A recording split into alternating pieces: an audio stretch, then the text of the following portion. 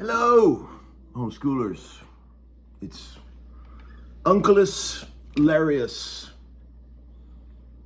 Man, beautiful spring day here in sunny downtown Nashville, Tennessee. Hope everybody's doing great out there. I got the old burst out, which always makes for a good day. What a special instrument. It's like going to your favorite restaurant when you play this thing. I'll have the neck pickup, please. Could I get a little bit of extra tone control roll off on the bridge, please? With that. This thing basically just does everything you want it to do. You know, in style. I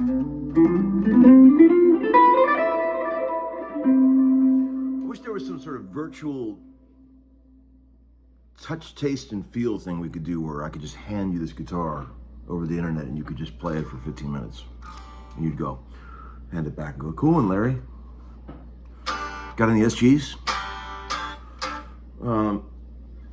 Anyway, thanks for all the kind words about the recent videos and the thing that Guthrie put up where we were cooking in the studio. Did y'all see that? That was filmed so long ago. God, I was much younger then. I was looking at that going, wow, I've really aged a lot in the last couple of years. But yeah, Brett Papa actually shot that video. That was him. He was younger too. But that was cool, man. And the record's coming out May 1st, as you guys well know. Boy, we've publicized that enough. What if it didn't come out then? What if we still made you wait? That would be fucking lame as fuck. We would never do that to you, the paying customers. We're just hoping that we get all the money back that we spent on this record. It costs a lot of money to make a record. It's expensive. You got to pay everybody.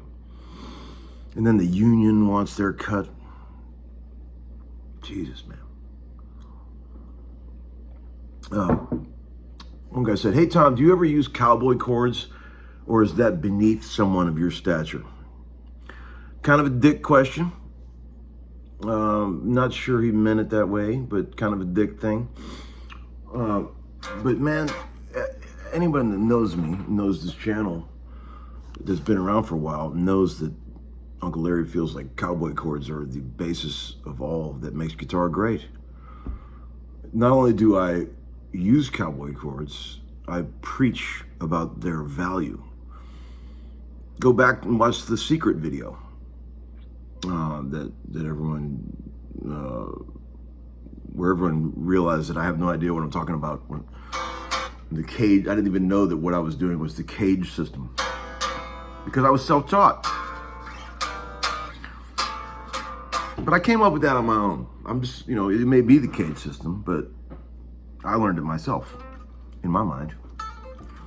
Which is cool. That's what you do. You figure out how to do things, you know, like whatever you spend, probably at this point, 50,000 hours doing in life. That's how you figure out ways to make it work.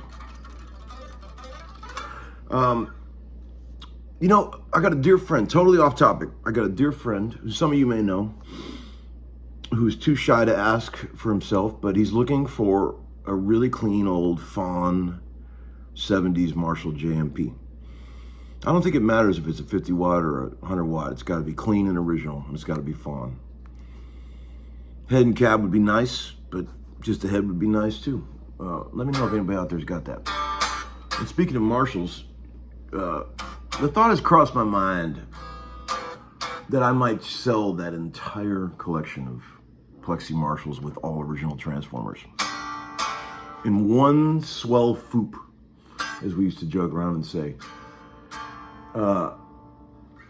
Instead of piecing it out one by one, just get some guy in a U-Haul that knows he's getting a great deal, come here and buy all this stuff. It'd be amazing. I'd be like, hey man, you forgot the bulging cord.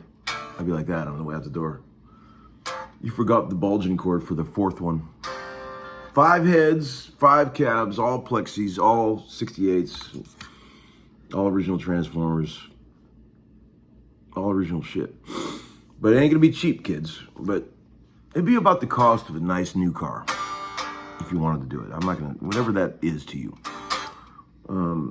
But let me know if anybody out there wants to get in the Marshall land. You could save yourself the trouble of having to find all that stuff, because it sure took me a lifetime to find it, especially ones that aren't monkeyed up. One guy said, "Hey Tom, what's the greatest effect pedal company of all time?" Man, that's easy. That's easy. I've always said Electro-Harmonix in the old days and in the new days. Anyone that doesn't bow to Electro-Harmonix as being the grandfather of all great pedals should stop not bowing to them for being the grandfather. Think about it. They've always had the most cutting edge shit. Still to this day, they do something and then a million people copy it. I mean, look what they're still coming up with shit. Even in the last 20 years, the Pog, life-changing pedal, the Mellotron pedal, the organ pedal, the sitar pedal. They're always coming up with amazing shit that no one else has done before. And this goes all the way back to 1969, 70, when they were always making the best shit. I realize that some of that early shit is poorly made and the construction quality sucks, but you gotta admit, the sounds were always great. That's why I have a large cache of vintage Electro-Harmonix pedals that you can also buy in a collection. What do I got written here? You know, I was chatting up with Ebo recently, and we were talking. We always get very sentimental and nostalgic talking about the old days, especially me. I'm definitely more sentimental than him. He's very sentimental, but I think I'm more. And I'd say things like from our childhood. I'll say, like, when you think back, what was the greatest guitar or amp ad ever in one of the old guitar magazines we grew up in? We were laughing about that yesterday on the phone. And a couple got brought up, man. You know, remember all the TNA ads that Dean used to do? We were laughing about that. But I think Electro-Harmonix had some great ones. And he said, man, just because they were so ubiquitous, the old Carvin ads, you know, were like really got you thinking when you were a young man with no money. Maybe I need one of those 16-channel soundboards with no money. And living in my mom's basement. But yeah, that type of thing. And here's the last thought. Okay, what I just played, this little loop, I'll play it for you again. Here it is.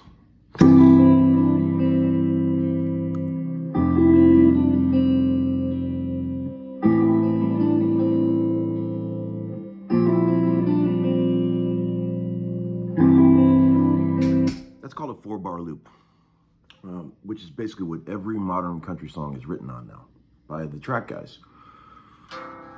You make a 4-bar loop and you repeat it over and over. That's how you write a new country song. You use the same chords for the verse as the chorus, but you just go up, the vocal melody goes up in the chorus. That's what makes it a chorus. You have to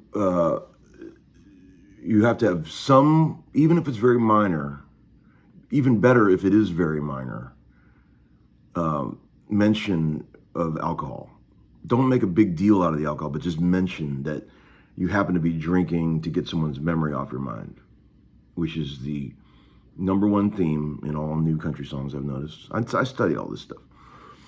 It's got to be written on a 4-bar loop. You stay down in the verse, fast phrasing, and then you go up in the chorus in soar. Like, let's just say I was going to turn this song, I'll make a song called Colorado, okay, about drinking to remember a girl in Colorado. So the verse would be like this. I just made this up. It's dumb, but here you go. So I'll turn it down a little bit.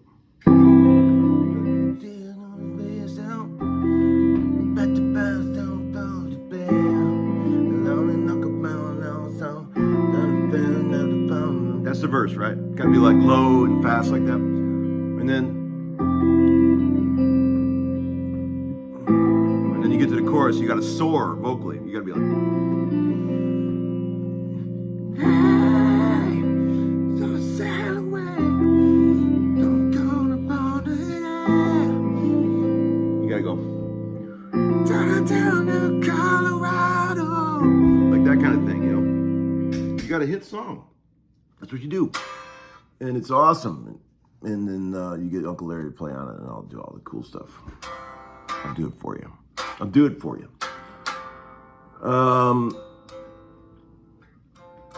I think that's it for today. There's something else I was going to tell you. Shit. I guess that's it for now. That's it for now. We'll get to it later. All right. See you later, friends. Have a great day.